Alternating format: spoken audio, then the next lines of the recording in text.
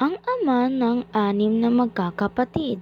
Noon, sa isang munting bahay, matatagpuan ang 6 na magkakapatid na nag-aantay sa kanilang 12 anyos na lalaki at isang 11 na anyos na babae.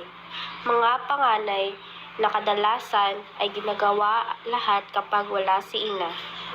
Kambal na mga lalaki na 9 anyos, si Muymoy na 8 anyos at isang paslit na 2 anyos. Ayan na si Itay! Dumating na! Si tatay. Mesa at pagmasdan ang supot. Yay! Pansit! Kisado na naman! Tayo pwede pahingi. Abat oo naman. Sige, kayo ng mga anak.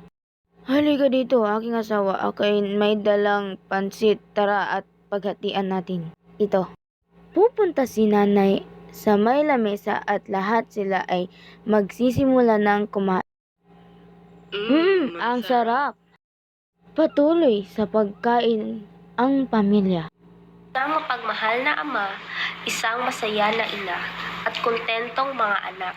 Masaya sila, walang nasasaktan, at yun lang mahalaga. Ngunit sa isang iglap, nawala ang lahat. Hindi na umuwi ng pagkain ng ama. Nagugulpi na ito, ipinapalagay ng mga bata na swerte sila. Kung hindi ito umuwing lasing o nagugulpi. Kapag umuwi itong pasigaw at padabog at ay pasisikan ng mga bata.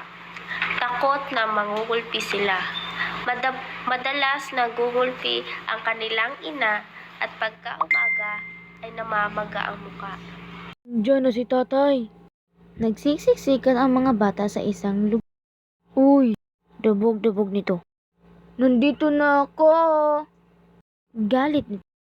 Mahal, nandiyan ka na. Sinuntok niya si ina. Tumahimik ka. Nanggigigil ako sa iyo.